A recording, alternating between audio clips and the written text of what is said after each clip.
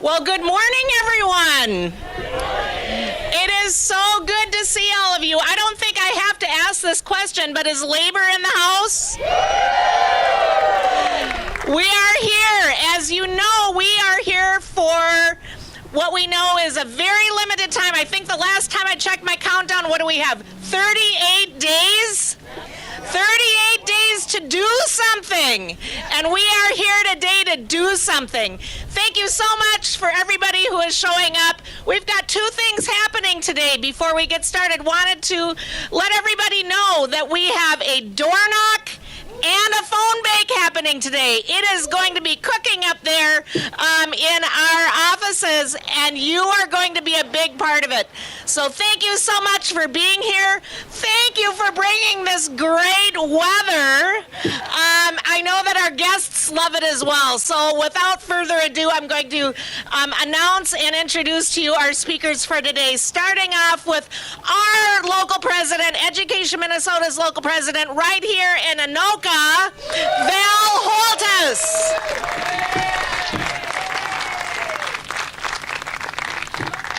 Thanks, Denise. I just want to say thank you so much for being here on such a beautiful day. I know there's 1,000 other things that you're thinking you could be doing today, but I'm so glad to see you here.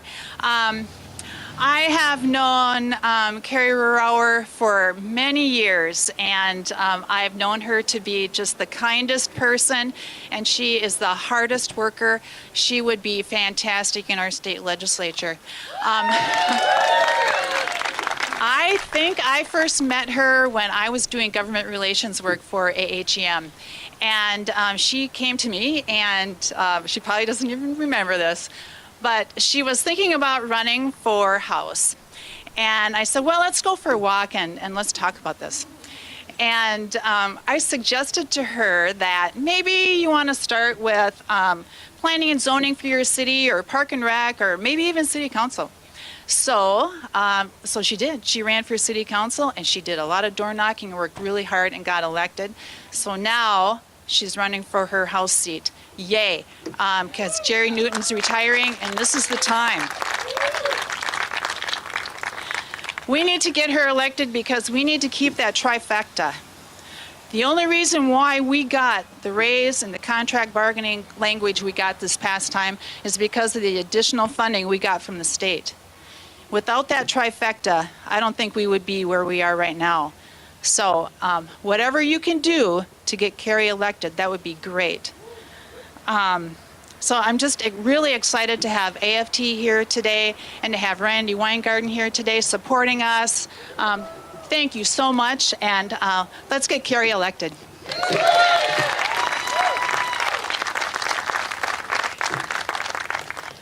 I couldn't agree more, Val. I have done several labor-to-labor door knocks, and I have already been out knocking for Carrie. And when you get to those doors, you're going to know that it is such an easy conversation because they know Carrie, they know who she is, and we absolutely have to get her elected. And I'm going to invite up now someone from the Minneapolis Regional Labor Federation, George Johnson from the Painters Union, who is going to continue to let you know a little bit about what's in store for you today. So, George?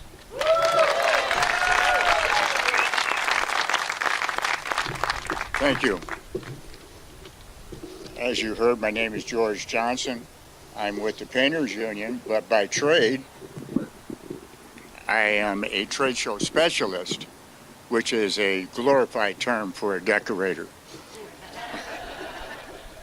I've been doing doors now for, well, actually a few years. This is not my first rodeo, but I've been doing doors this election cycle as well, which is what you guys will be doing.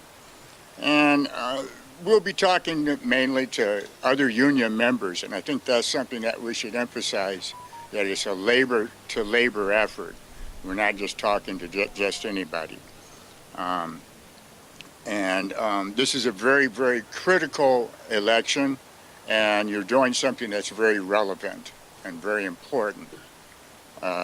Most of the races are very critical in this state, as well as we have a general election for the president. And our very own Governor Walz is quite probably going to be elected Vice President of the United States. That is a big, big deal.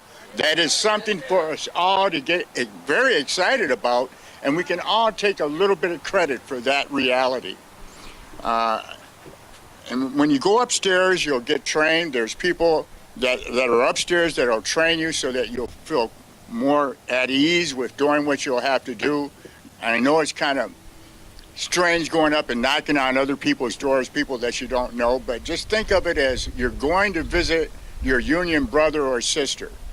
And if you're going to visit your brother or sister, you just drive right up in the driveway, you show up like you're supposed to be there, and you knock on the door. So that's all you have to really do, and keep in your mind that this is my union brother, my union sister, and you'll do just fine. Now, also, there's food and coffee and water and other good stuff upstairs, so you can get all charged up and ready to go. Now, don't forget, you got to fill out at the end of your shift. There will be a QR code on here that you'll scan, and that'll take you to the debrief form. Now, that's your opportunity to tell everyone what you experienced today during your door knock, as well as any questions you may have had or experiences that you had that you feel that you want to share. And believe me, someone does read them later on, so be sure and share what you feel. And above and beyond all, go out and enjoy the day, have a great time, because a wonderful day, you couldn't ask for a better day. And we'll hope to see you on the 3rd floor.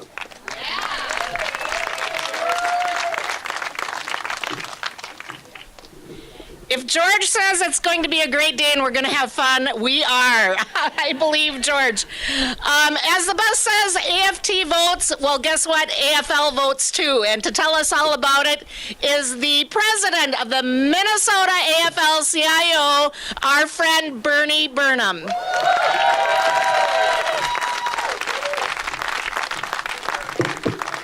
I've got my AFT stuff on. I told somebody I saw you in D.C. and I had my It's Better Than a Union shirt on. You said, where's your AFT gear? I'm wearing it today. All right, good morning, union siblings. That's right. Let's try that again. Good morning. Good morning. It's wonderful to see so many of you here today on a beautiful Minnesota Saturday. As you heard earlier, you could be anywhere. But you're here with us, and you're taking the time to speak with your fellow union members about how critical this election is for working people. Thanks for being here.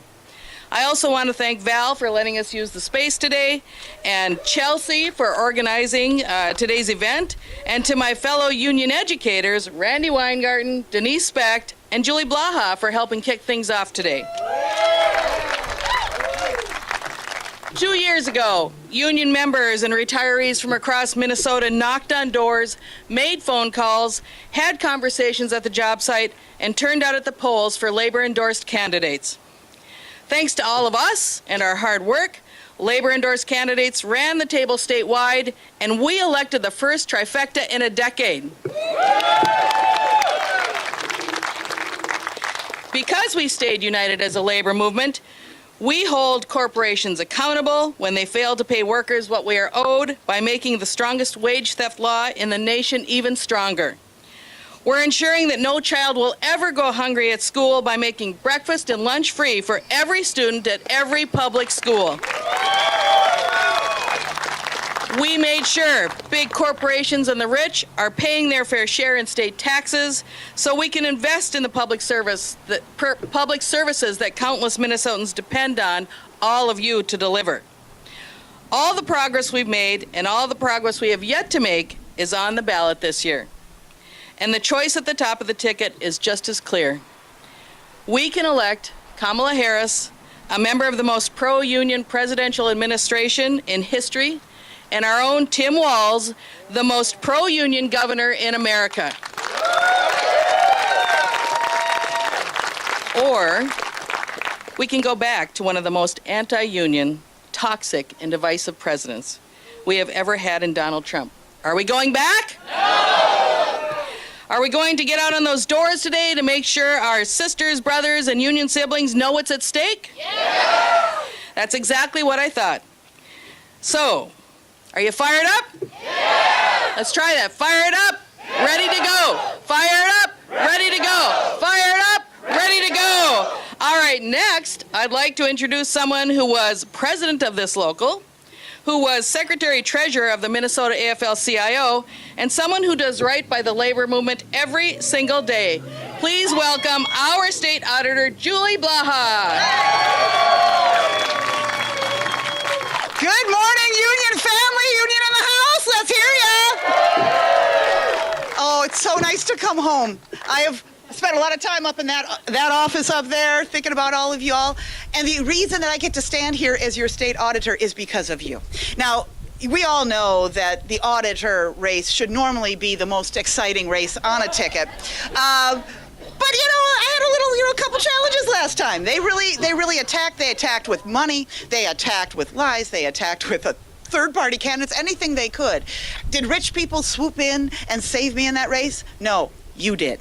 You are the reason that I am elected because you did this work. Let's hear it for that. A regular person like me, a teacher gets into office with help from her union family, just like a teacher is going to become the next vice president with the help of his union family. So let's hear it for Tim getting the White House. And what's been great is I've been able to get out on the doors. So I just want to tell you a little bit about what it's going out. Okay, give me a wave if you've been out on doors, on phones already. Okay, yeah, you get it. For those of you who are new, you picked the right year to do direct voter contact. I'm just saying, it's been amazing. And I'm talking about, I've been door knocking in like Bemidji and Moorhead and Mankato, and I've been mainly in greater Minnesota, in often what we consider tough areas. And it is like my last door knock, I thought, I think they gave me the wrong list. I think this is a get out the vote list. This is a supporter list. No, it was the persuasion list, right? And so I'm out there, and people are so nice. People are literally pulling me off the street to say, oh, can we talk about that debate? Or they'll say, it's like, oh my gosh, did you see what they said? Are you excited? It's been amazing. I got free yarn. Someone gave me yarn. I haven't had an experience like this for years. Are you gonna get a spicy pepper in there sometimes? Yeah, of course. But you're gonna get far more people that want to connect on their excitement. Far more people that want to answer the division that Trump is offering with the unity that Harris and Walz is going to bring us. And people who want, they want to talk about the differences that are as big as, I don't know, a prosecutor and a convicted felon. I don't know. The difference between someone who has concepts of a plan and someone who, economist after economist after economist, signs on knowing that Harris and Walz's plan will actually make our economy stronger. So you have every great reason to make when you make your differences at the doors, but most importantly, you're there to share that excitement, lock that in, turn that excitement into action, and get our great candidates elected. Thank you for everything you're going to do today. Can't wait till we all get back on the trail.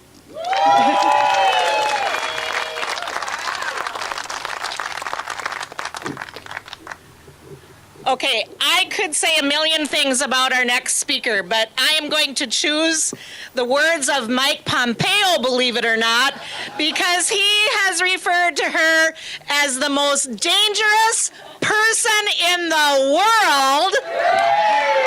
What a badge of honor. That is something to put on your resume for sure. And I couldn't agree with him more, because she is the most dangerous badass I know. So without further ado, please join me in welcoming the American Federation of Teachers, AFT's president, Randi Weingarten.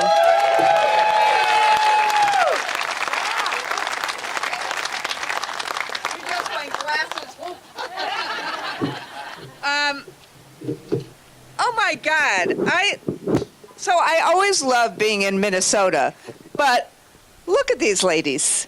Where did Val go to? Look, okay, come on, over there. Look at these ladies. All right. Look at these badass chicks.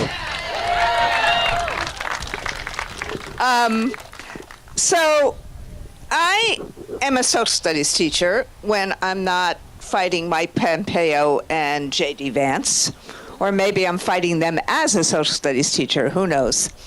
But I actually, before I got on a plane today, pulled up my old copy On Tyranny, which, as Denise knows, I gave out to like thousands of people, say, after the 2016 election.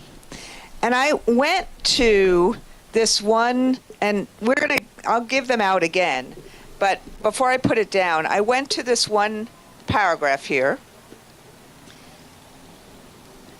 that's called Defend Institutions. And what it says here is this.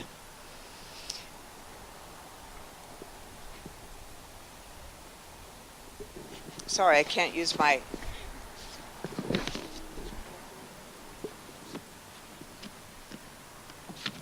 I'm reading. Yes, it's really beat up. Exactly. It's really, really beat up. Here it is. It is institutions that help us preserve decency. They need our help as well. Do not speak of our institutions unless you make them yours by acting on their behalf. Institutions do not protect themselves. They fall one after the other unless each is defended from the beginning. So choose an institution you care about: a court, a newspaper, a law, a labor union, and take its side. And I'm starting there right now today because you heard all of our speakers talk about the institution of labor. Whether we are Minnesota nurses, or whether we are Minnesota teachers, or whether we are bus drivers, or whether we work in grocery stores, or in hotels, or in the mines, or in construction. This state is a state of workers. And this state, over the period of the last 20, 30 years, went through all the different phases of grief as the economy changed, and as blame was put on the workers rather than the profiteers, rather than the globalists, rather than the people who took that work and moved it somewhere else. And then they created this race to the bottom, and they blamed us. They blamed the nurses, they blamed the teachers, they blamed the workers, they blamed the auto workers. How many times have we heard that in past administrations before Tim Walz, before we had the trifecta? That is essentially what Donald Trump does on steroids across the country, what J.D. Vance does across the country. Rather than solve problems, what did Trump do? He basically took a huge cudgel to the revenues that we got in the United States and said, I'm giving them back to the billionaires. That's why so many billionaires are supporting him right now, because they don't want the services that Val just talked about, that Bernie just talked about, that you do every single day in schools and every single day in communities all across Minnesota. They want them starved. They don't want us to have not just equality, but opportunity for all kids. Think about what they said in Project 2025. So that trifecta helped us get more resources into schools at the very same time. And even on this issue in Project 2025, Trump says, I'm all in. And what is he all in for?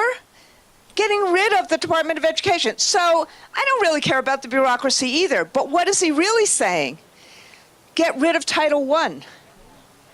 All the things that Tim Walz and all of you did to create feeding programs, get rid of all of that. Get rid of the money that we have for kids with special needs. Get rid of the money that we have for our career tech ed programs. Get rid of the money that we have for kids for Pell Grants. And what do we replace it with? Anything that's left? Oh, just give it to private schools. Don't make them accountable for anything. So if they don't want to teach honest history, good for them. If they don't want to teach a kid who's gay like me, good for them. defund the public schools, the public school institution, the things that we need that create pluralism, that create that kind of unity that we see now in Minnesota. And then on top of it, they say they care about workers. Project 2025 basically says goodbye unions, goodbye overtime, goodbye any of the things that Biden and Harris did to try to save pensions, to try to create an industrial policy that we can build on. So we remanufacture America. We bring jobs back. We say made in America means made in America. Our institutions, education and labor, that's what they want to jettison. That's why they call me the most dangerous person. Because I want to save what creates opportunity and make it better.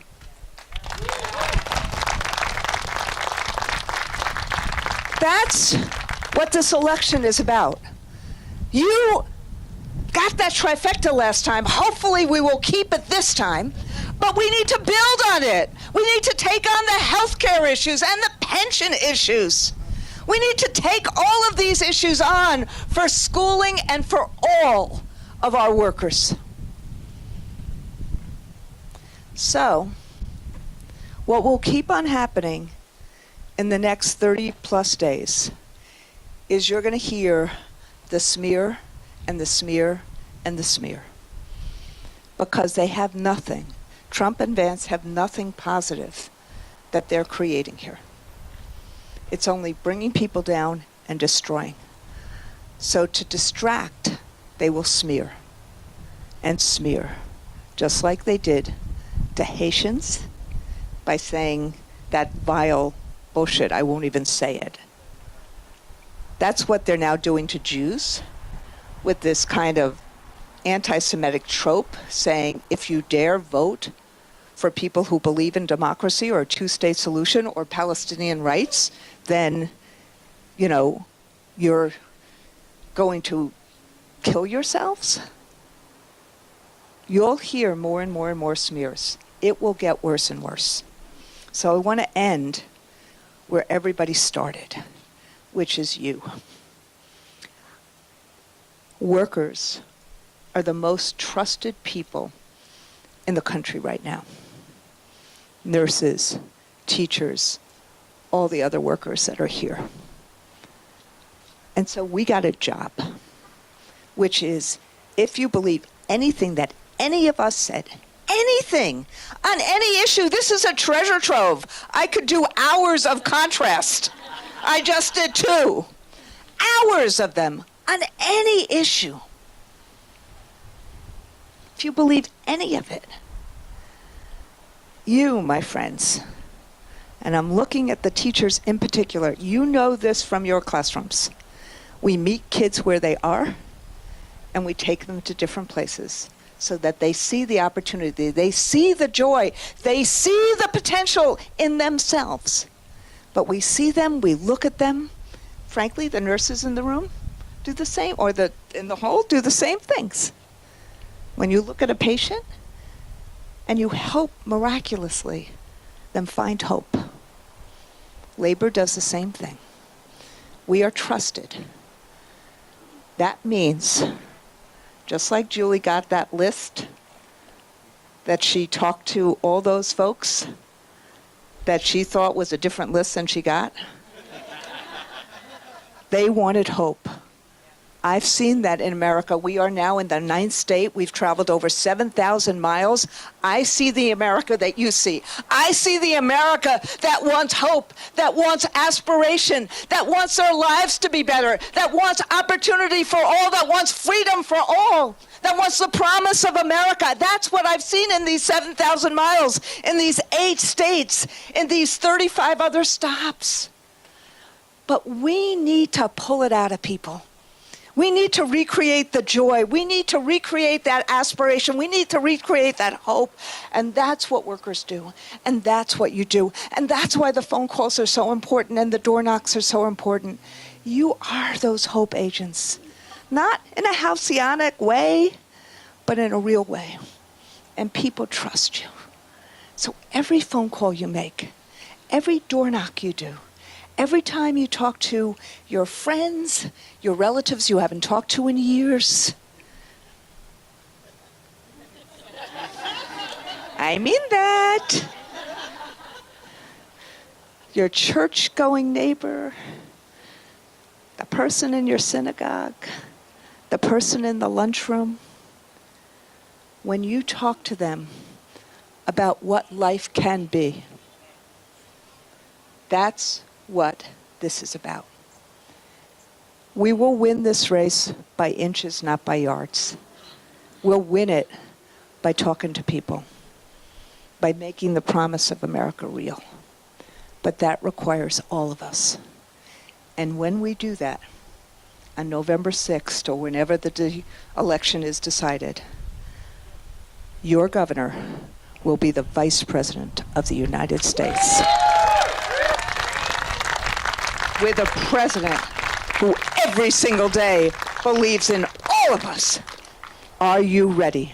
Yeah. Are you ready? Yeah. Are you ready to fight? Yeah. And when we fight, thank you.